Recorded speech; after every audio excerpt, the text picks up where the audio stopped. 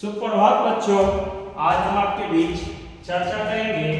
Effect of globalisation on Indian society, भारतीय समाज पर वैश्वीकरण का प्रभाव। आज के समय के अनुरूप हम आप इस बात को भली भांति जानते हैं कि भारतीय समाज पर वैश्वीकरण के द्वारा भारत पर पड़ने वाले विभिन्न आर्थिक, सामाजिक, राजनीतिक एवं सांस्कृतिक प्रभावों के बारे में हम आप भली भांति जानते हैं कि उनका प्रभाव हम आपके दैनिक जीवन एवं वास्तविक स्थिति एवं परिस्थिति पर किस प्रकार पड़ता है, उससे संबंधित आज हम आपके बीच चर्चा करेंगे। और चर्चा करने से पूर्व हम आपको बताते चले कि हम आप आज भारतीय समाज पर वैश्वीकरण का प्रभाव जब देखते हैं तो उसका उपरांत हम आपके मस्तिष्क में बहुत सारी बातें आती हैं। उन सारी बातों में ये बात बहुत ही महत्वपूर्ण हो जाती है कि हम आपके जीवन शैली का निर्माण किस प्रकार हो रहा है। उसके उपरांत हम आपके मन में जो पहली बात आती है वो आती है डेवलपमेंट ऑफ बैलेंस एनवायरनमेंट। जीवन पर्यंत चलने वाली प्रक्रिया के संदर्भ में हम आप सबसे पहले संतुलित पर्यावरण के विकास पर हम चर्चा करेंगे। सबसे पहला संतुलित पर्यावरण का विकास। संतुलित पर्यावरण का विकास हम आप इस बात को भली भांति जानते हैं कि कोई भी किसी भी प्रकार के पर्यावरण का विकास उसी समय संभव हो पाता है या जब मानव जाति अपने स्वार्थ के लिए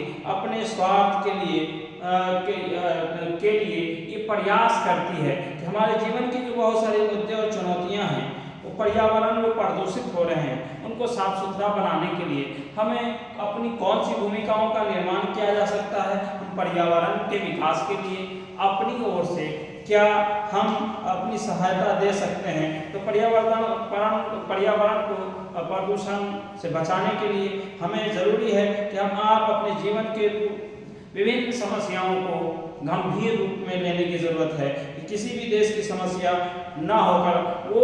किसी भी स्तर पर देश की समस्या ना होकर के इस बात का प्रयास करना होगा विश्व को पर्यावरण के प्रदूषण से बचाने के लिए हर एक नागरिक को प्रयास करना होगा और हर एक नागरिक को प्रयास करना होगा और संतुलित स्थिति में सुधार लाना होगा। और सुधार लाने के लिए जरूरी होगा कि हम पर्यावरण दिवस सिर्फ हर साल नहीं मनावें बल्कि पर्यावरण के संरक्षण के लिए हम आप प्रयास करें। और प्रयास उसी समय कर सकते हैं जो महत्वपूर्ण प्रयास हो सकता है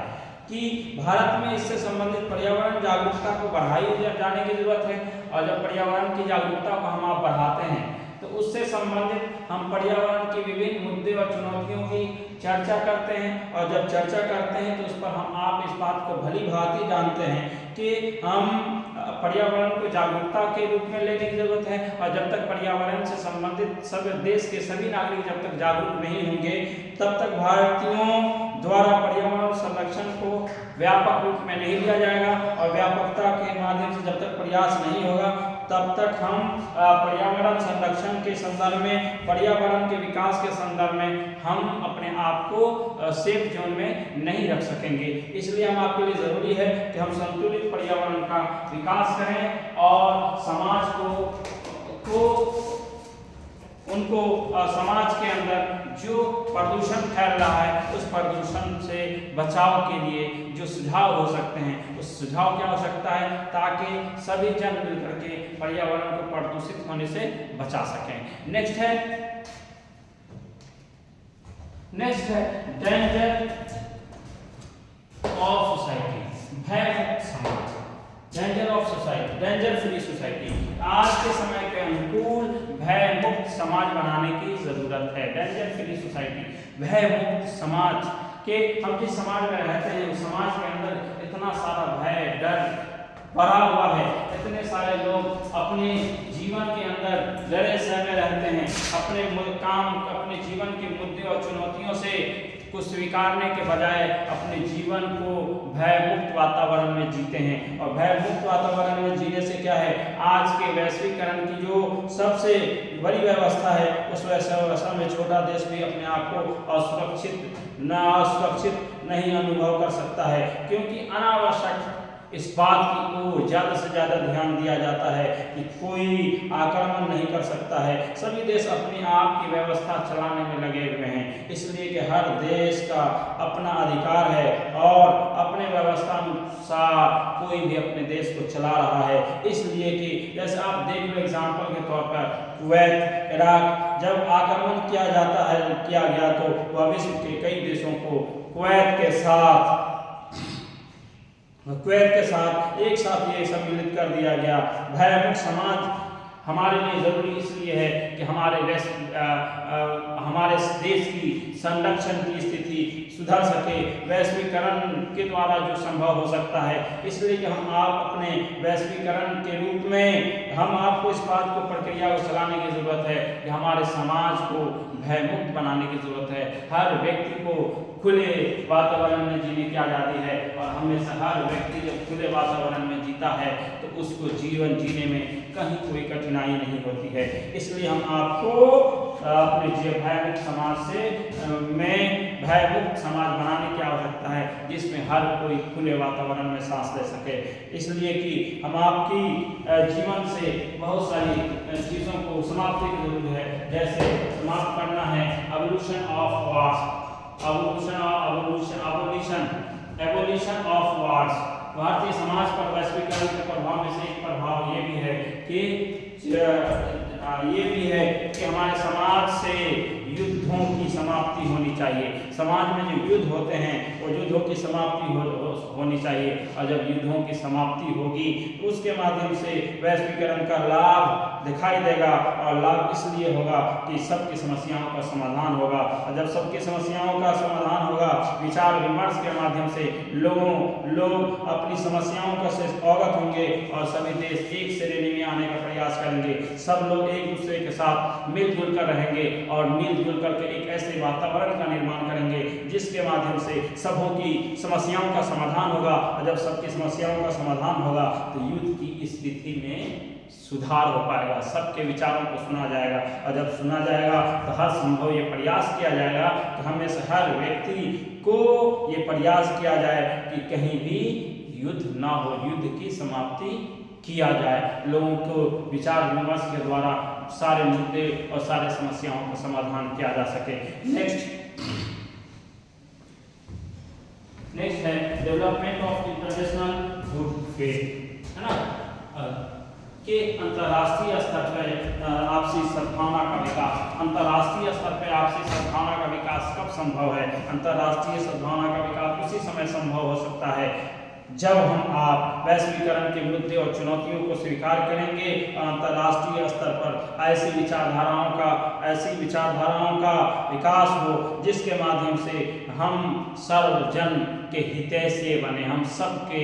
हितैषी बने और सारे मानव जाति के लिए कल्याण के लिए हम काम करें। इससे सभी देश एक दूसरे के प्रति क्या होंगे? सजग होंगे। सब एक दूसरे के आर्थिक और सामाजिक सहयोग की भावना रखेंगे और जब आर्थिक सहयोग की भावना रखेंगे तो उसके माध्यम से हर व्यक्ति की आर्थिक स्थिति और परिस्थिति के अंदर सुधार होगा। हम में से हर व्यक्ति की मानसिक स्थिति के अंदर सुधार हो पाएगा। इसलिए कि भारत की जो सबसे बड़ी समस्या है उस समस्या का समाधान हम विश्व स्तर पर कर सकते हैं और विश्व स्तर पर उसी समय कर सकते हैं जब हमारे समाज के अंदर वैश्वीकरण की जागरूकता होगी और वैश्वीकरण के क्षेत्र में हर व्यक्ति अपने आप को सार्थक सिद्ध करना चाहेगा और सबको अपने क्रियाकलापों के द्वारा और अपने शैक्षिक स्तर के स्तरीकरण के द्वारा हर कोई एक दूसरे की समस्याओं का समाधान करेगा, हर कोई एक दूसरे से अवगत होगा, तब जाकर के हमारे समाज के अंदर अंतर्राष्ट्रीय स्तर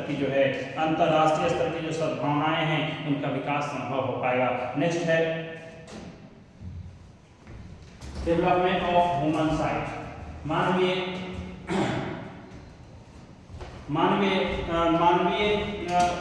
क्रियाकलापों का विकास, जिसको जिसको हम आप कहते हैं मानवीय दृष्टिकोण का विकास, कि हम आपके जीवन के अंदर मानवीय दृष्टिकोण का विकास बहुत जरूरी है। हम मानव जाति इस बात के लिए ध्यान केंद्रित रहने की जरूरत है कि हम आप जीवन के विभिन्न पड़ाव में इस बात के लिए प्रयास करें कि हम मानव जाति एक दूसरे की समस्या के समाधान के लिए सदा तत्परता दिखावे, और हम मानव जाति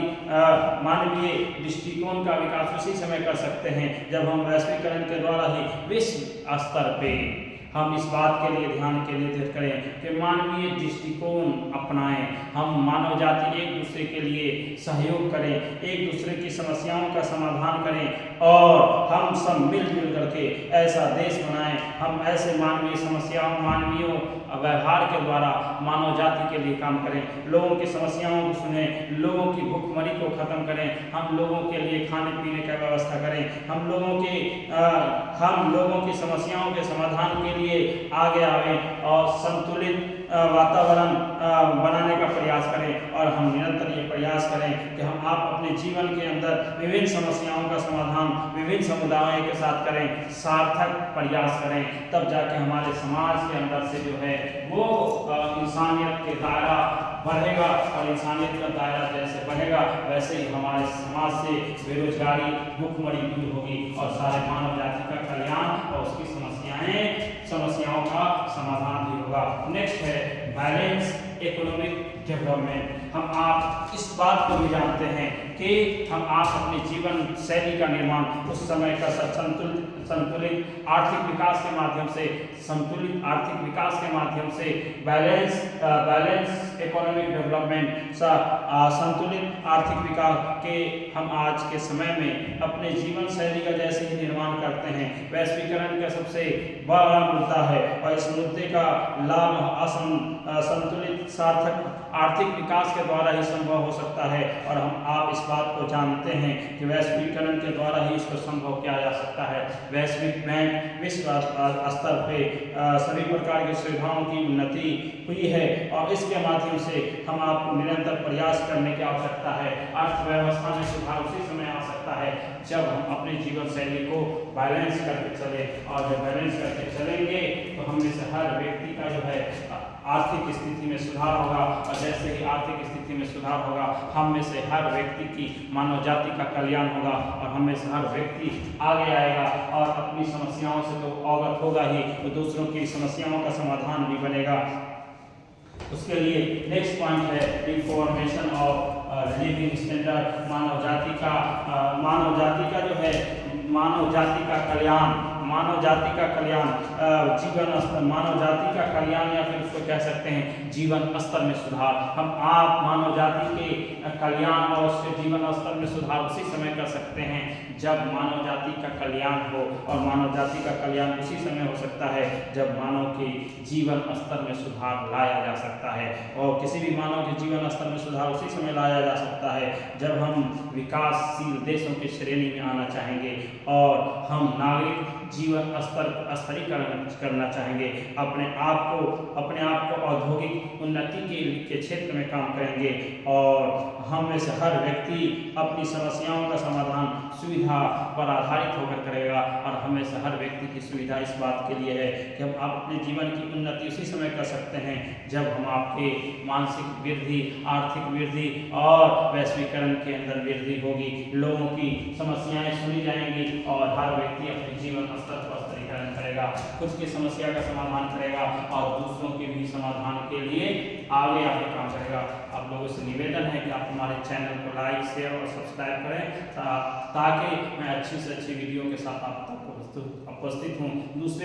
इसके दूसरे पार्ट के साथ मैं आपके साथ फिर उपस्थित होऊंगा। धन्यवाद।